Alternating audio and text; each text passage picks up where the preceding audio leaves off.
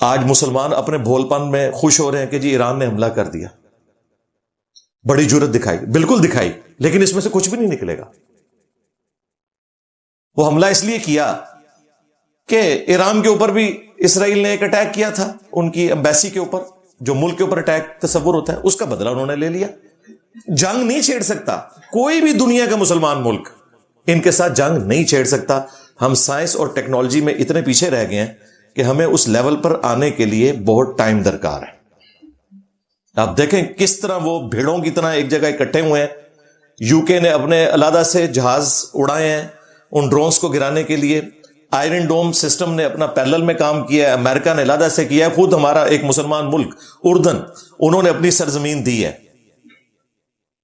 اور یہ کون سا حملہ ہے جس میں 5 گھنٹے تک ڈرون جو ہے وہ اڑتے رہے ہیں اسرائیل تک پہنچنے کے لیے، وہ انتظار کر رہے ہیں کہ آ جاؤ بھائی، انتظار کر رہے ہیں۔ حملہ ہوتا ہے جو پاکستانی فوج نے کیا تھا انڈیا کے اوپر اور ایران کے اوپر، فوراً جواب، اناؤنسمنٹ نہیں ہے کہ جی ہم 72 گھنٹے میں جواب دیں گے سوچ سمجھ کے۔ یہ باقی ان کی جو ہمت اتنی بھی دکھانا سلام ہے۔ کوئی میری باتوں کو یہ نہ سمجھے کہ میں کوئی ایران کے بارے میں وہ کچھ سوچتا ہوں جو کہ وہابی لوگ سوچتے ہیں کہ جی یہ اندر سے امریکہ سے اور اسرائیل سے ملا ہوا ہے۔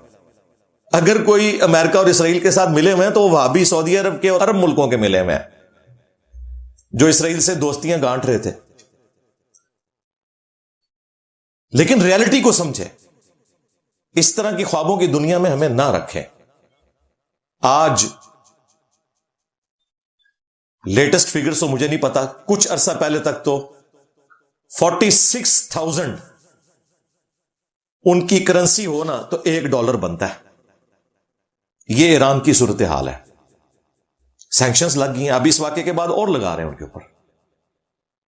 افغانستان جہاں آپ سمجھتے تھے کہ خلافت راشدہ قائم ہو گئی ہے، چوری کی اکانومی کے اوپر چل رہی ہے، پیسے پورے کرنے ان کے ہر مہینے میں ان کو ایک مصیبت پڑی ہوئی ہوتی ہے۔ آپ کو ایسے وی لاگ دکھاتے ہیں وہاں پہ لیتھیم نکلا ہے، فلاں ہو گیا، یار جاؤ وہاں کے لوگوں سے پوچھو، بےچارے رو رہے ہیں کہ ہم پاکستان سے ہمیں نکال دیا، ہم وہاں جا کے کم از کم 2 وقت کی روٹی تو پوری کر سکتے تھے، اجڑ گیا ملک۔ اس طرح کی زندگی ہم نے گزارنی ہے دنیا میں، ہم اس لیے ہیں۔ مثالیں یہ صحابہ کرام کی اور وہ دیتے ہیں، بھائی انہوں نے یہ چیزیں ارن کی تھی، ہم نے جو ارن کیا ہوا تھا صحابہ کرام کی قربانیوں سے وہ بھی ضائع کر دیا۔ تو علمی محاذ پہ ہم نے ان کو شکست دینی ہے۔ تو وہ بشپ جہاں پہ بھی جاتا ہے 5 اعتراضات اٹھاتا ہے، اور مسلمان بجائے اس کے کہ ان باتوں کا علمی جواب دیں، ان کی کتابوں سے دیں، اپنا مقدمہ دنیا کے سامنے رکھیں۔ یہ اس طرح کے پاگل قسم کے نوجوان ہیں جو جا کے دہشت گرد حملہ کرتے ہیں، اور جب اس سے پوچھا جا رہا ہے وہ کہہ رہا ہے جی اس نے اسلام کی اور پیغمبر اسلام صلی اللہ علیہ وآلہ وسلم کی توہین کر دی ہے۔ بھائی اس نے جو کچھ بیان کیا وہ ان کا عقیدہ ہے، توہین کیا کو گالی نکال دی ہے؟ اس نے یہی کہا کہ بھئی محمد صلی اللہ علیہ وآلہ وسلم یا اسلام نے آپ کے آخرت میں کام نہیں آنا، نہ ہندوازم نے کام آنا ہے، نہ بدھائزم نے کام آنا ہے، بلکہ کرسچینٹی ٹرو ریلیجن ہے۔ اس میں کون سی گستاخی ہوگی؟ اس نے اپنا عقیدہ بیان کیا۔ لیکن یہاں لوگوں کی سمجھدانی پوری سی ہے، چڑھ دوڑتے ہیں۔ اور دیکھیں وہ شخص جس کے بمشکل 200K سبسکرائبر تھے یوٹیوب کے اوپر، آج اس کی ہر ویڈیو جو ہے ملینز میں جا رہی ہے، اس پاگل بچے کی وجہ سے، اس دہشت گرد کی وجہ سے۔ اور سب سے بڑے مجرم وہ لوگ ہیں جو اس طرح کے دہشت گرد تیار کرتے ہیں۔ اس کے ماں باپ بھی کہہ رہے ہیں کہ یہ بس متاثر تھا کسی جہادی تنظیم سے۔ اب وہ 16 سال کا بچہ، اسے کتنا دین پتا ہوگا؟ یہاں تو 100 سال کے بابوں کو، مفتیوں کو دین کا نہیں پتا۔ مجھے بتائیں 16 سال کے بچے کو کیا دین آتا ہوگا؟ ٹوٹل دین اس کا یہی ہوگا کہ مار دو جی اس کو، چونکہ یہ اسلام کے اوپر اعتراضات کر رہا ہے۔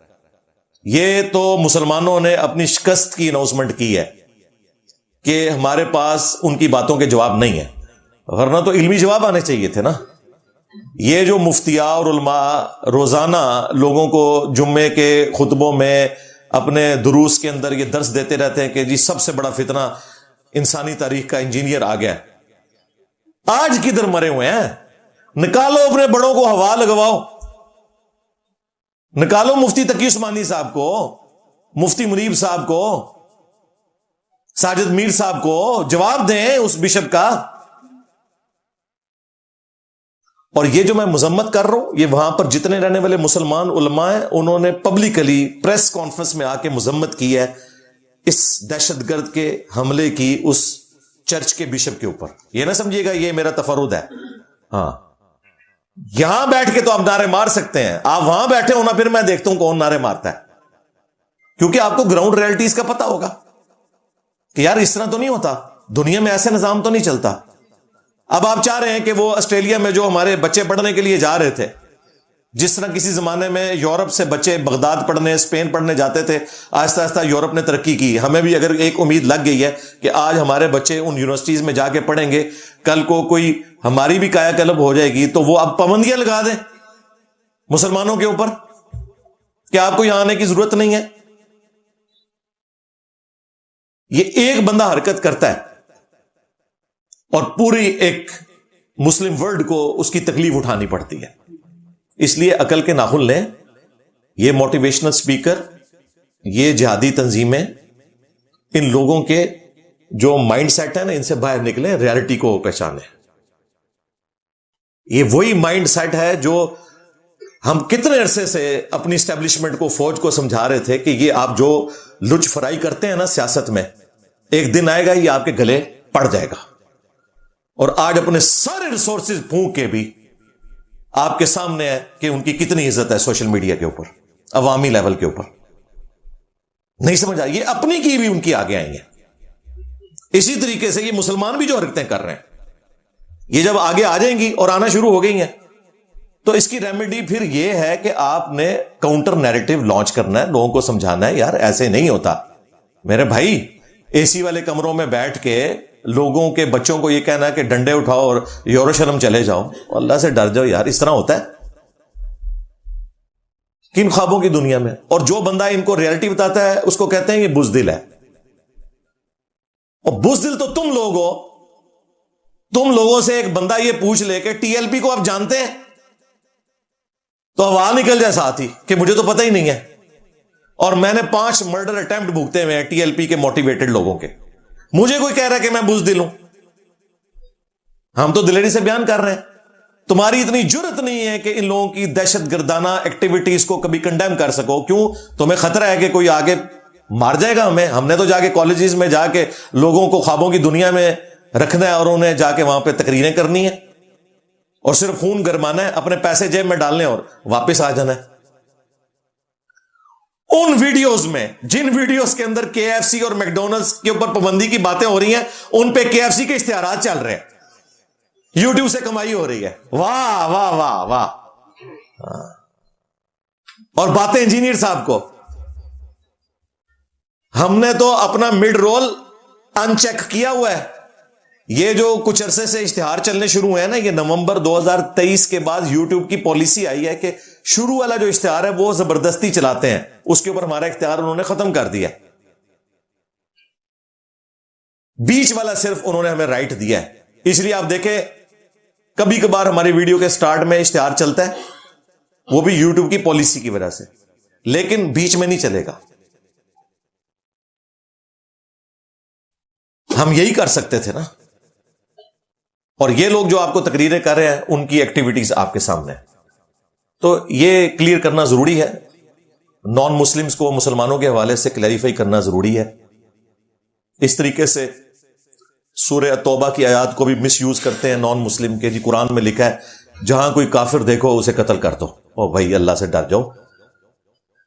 اس طرح کی تعلیمات اسلام کی ہوتی تو اتنی دنیا کے دل جیت لیتا یہ ریلیجن تھوڑے سے عرصے میں. انسانی تاریخ میں اتنی بڑی ریولوشن کبھی نہیں آئی ہے، اور اتنی بڑی ریولوشن کہ ختم ہی نہیں ہو رہی، بڑھتی جا رہی ہے. تم لوگوں نے پچھلے 100 سال کے اندر 60,000 کتابیں ہمارے پروفٹ کے خلاف لکھی ہیں، اور ان 100 سالوں میں جس تیزی سے دین پھیلا ہے وہ پہلے 1300 سال میں بھی نہیں پھیلا. یہ برکت دیکھ لو. اس ماڈرن دور میں بھی Islam is the only practicing religion on the face of earth. اسلام کے بعد اگر آپ کوئی تھوڑا بہت کہہ سکتے ہیں نا تو جوڈائزم ہے، یہودی ہیں، لیکن وہ بہت تعداد میں تھوڑے ہیں. اتنے بڑے لیول کے اوپر پریکٹسنگ ریلیجن اس ماڈرن دور میں بھی، اور اسلام is the fastest growing religion. یہ بہت بڑی کامیابی ہے. دلوں کو جیت رہا ہے یہ دین. حالانکہ دنیا کے سارے ادیان، ان کے ریسورسز، ان کے بڑے بڑے جو پادری ہیں، علماء ہیں، پریسٹ ہیں، بشپ ہیں، وہ اسلام کے خلاف پروپیگنڈا کرتے ہیں، پھر بھی اسلام کو اللہ تعالیٰ نے دن بدن ترقی دی ہے، تو یقیناً اس میں کوئی حکمت ہے۔ تو وہ سورہ توبہ میں یہ نہیں لکھا ہوا کہ سارے کافروں کو قتل کر دو، وہ ایک پیس ٹریٹی تھی صلح حدیبیہ والی جو توڑ دی تھی کافروں نے، پھر اللہ تعالیٰ نے کہا اب اس ٹریٹی کو کنٹینیو نہیں کرنا، اور انبیاء کے آنے کے بعد انبیاء کا انکار کرنے کے سبب اللہ تعالیٰ کی طرف سے جو عذاب استحصال آتا ہے، جس کو سارے ریلیجن مانتے ہیں۔ کیا فرعونی نہیں ڈبوئے گئے موسیٰ علیہ السلام کے مقابلے پر؟ کیا یہودیوں پر آج تک عذاب کی قسطیں نہیں آ رہی عیسیٰ ابن مریم کے انکار کرنے کے سبب؟ کیا قوم شعیب کو ہلاک نہیں کیا گیا، قوم نوح کو، قوم عاد کو، سمود کو؟ تو ہمارے پروفٹ کے انکار پر بھی ان کی قوم نے ہلاک ہونا تھا نا۔ وہ اللہ تعالیٰ نے پھر صحابہ کرام کی تلوار مسلط کی، اور وہ بھی 23 سالہ دعوت کے بعد یہ بات ہو رہی ہے کہ، اور اس میں بھی یہ چانس دے دیا کہ اگر عرب کی سرزمین چھوڑ کر چلے جاؤ تو وہ عذاب بھی نہیں آئے گا، ٹھیک ہے، عرب میں رہنا ہے تو مسلمان بن کے، ادروائز قتل ہو جاؤ گے، یا 4 مہینے کا ٹائم ہے، سرزمین عرب چھوڑ کر چلے جاؤ۔ اس طرح کبھی انسانی تاریخ میں نہیں ہوا کہ پروفٹس کے آنے کے بعد اتنی بڑی چھوٹ دی جائے۔ ایک ایکسیپشن اللہ تعالیٰ نے فرمائی ہے، قوم یونس کی ہے، کہ جب ان پر عذاب کے آثار آئے انہوں نے توبہ کی تو ہم نے ان کی توبہ قبول کر لی، اور وہ بھی اس سبب سے کہ حضرت یونس علیہ السلام کا جو ڈیبٹ ہے وہ امت کے لیے کریڈٹ بن گیا کہ وہ وہی کا انتظار کیے بغیر وہاں سے نکل گئے تھے۔ ادروائز کبھی بھی اللہ تعالیٰ نے پوری انسانی ہسٹری میں کبھی بھی کسی قوم کو اس طرح کی آسانی نہیں دی کہ وہ پیغمبر کا انکار کریں اور وہ بچ جائیں، جو اس امت کے کیس میں ہوا۔ سب کے سب بھی پھر فتح مکہ پہ مسلمان ہی ہو گئے۔ تو یہ آؤٹ آف کانٹیکسٹ چیزیں اٹھاتے ہیں، مسلمانوں کے اوپر تھوپتے ہیں، اور مسلمان صرف اس کام میں مشغول ہیں کہ رپلائی ٹو انجینئر محمد علی مرزا، یعنی مسلمانوں سے مراد ان کے علماء۔ ظاہر ہے انہوں نے ہی کرنا تھا نا، ویسے تو کہتے ہیں علماء کا احترام کرے، علماء دین کے کسٹوڈین ہے۔ بھائی اسلام پہ جب برا وقت آیا ہے، دھروو راٹھی جس کی سب سے زیادہ ویورشپ ہے اس سب کانٹیننٹ میں، اتنی زیادہ ویورشپ کسی کی نہیں ہے، یعنی آدھی دنیا رہ رہی ہے نا اس پورے ایریے میں، سب کانٹیننٹ پلس چائنا ملا لیں۔ نمبر 1 اگر یوٹیوبر ہے کوئی، دھروو راٹھی ہے، اس نے اسلام کے اوپر اعتراضات کیے، میں نے آ کے جواب دیا، جا کے دیکھیں ویڈیو ہماری، ایک ایک چیز کا جواب دیا۔ یہ علماء کہاں چلے گئے تھے جو یہ کہتے ہیں ہمیں اور بھی بہت کام ہوتے ہیں، ہم انجینئر صاحب کی باتوں کا جواب نہیں دے سکتے، صرف گالیاں نکال سکتے ہیں؟ یار وہ جو اور کام ہے ان میں سب سے بڑا کام تو یہ ہے کہ جو مسلمانوں پر، اسلام پر حملے ہو رہے ہیں ان کے جواب دو۔ جی وہ کام نہیں ہو سکتا، اس کی وجہ یہ ہے کہ ان کی کمپیٹنسی نہیں، بھائی نالائق لوگ ہیں۔ جن لوگوں نے پوری زندگی قرآن، بخاری، مسلم صرف دورے کے طور پر پڑھا، یا اپنے فرقے کو بچانے کے لیے سلیکٹو چیزیں پڑھی ہوئی ہیں، انہیں کیا پتا ہے کہ بھئی ہم نے اب جواب آگے کیا دینا ہے؟ اور معذرت کے ساتھ ہمارے ماضی میں بھی اکثریت یہی کچھ تھی۔ مجھے یہ بات کہنے میں کوئی عار نہیں ہے کہ پوری اسلامک ہسٹری میں سوائے مولانا مودودی کے ان 1400 سال میں کسی شخص نے یہ علمی خدمت نہیں کی کہ قرآن حکیم یہود و نصارہ کی جن باتوں کا رد کرتا ہے یا ان کو ریفرنس کے طور پر کوٹ کرتا ہے، ان کی کتابوں اولڈ ٹیسٹمنٹ، نیو ٹیسٹمنٹ، یعنی تورات، زبور، انجیل کے حوالے سے، ان کی کتابوں سے وہ آیتیں ڈھونڈ کے تفسیر میں لکھی جائیں کہ ان چیزوں کو اللہ تعالیٰ ڈسکس کر رہا ہے۔ یہ کام کسی سے نہیں ہو سکا، نہ ابن کثیر نے کیا، نہ ان سے پہلے لوگوں نے کیا، نہ آج تک کسی نے کیا۔ ایک بندہ ہے جی جس نے کیا ہے، مولانا مودودی، تفہیم القرآن کھول کر پڑھے، باتیں کرتے ہیں جی۔ مجھے جی ایک عالم دین اہل حدیث کے کہنے لگے کہ جی آپ مولانا مودودی کو ابن کثیر سے بہتر سمجھتے ہیں؟ میں نے کہا میں ابن کثیر کے علمی ورک کو مودودی سے بہتر نہیں سمجھتا، کم از کم۔ یہ کام تھا نا، ادھوری تفسیریں ہیں یہ ساری۔ جب تک قرآن میں جوز اور کرسچنز کے بارے میں جو جو باتیں ہیں جو اللہ تعالیٰ کلیم کر رہا ہے، آپ ان کی کتابوں سے نہیں دکھا سکتے۔ مجھے بتائیں، ایک کرسچن کو آپ اگر قرآن کی کوئی بات پیش کرتے ہیں کہ بھئی تمہاری کتاب میں یہ لکھا ہوا ہے، اب قرآن نے تو کوٹ کر دیا، اب باقی کام تو مفسرین کا تھا نا وہ کرتے، وہ مودودی نہیں کیا، کیونکہ وہ پڑھا لکھا بندہ تھا۔ یہ میں آپ کو بتانا چاہ رہا ہوں، وہ احمد دیدار صاحب کریں گے,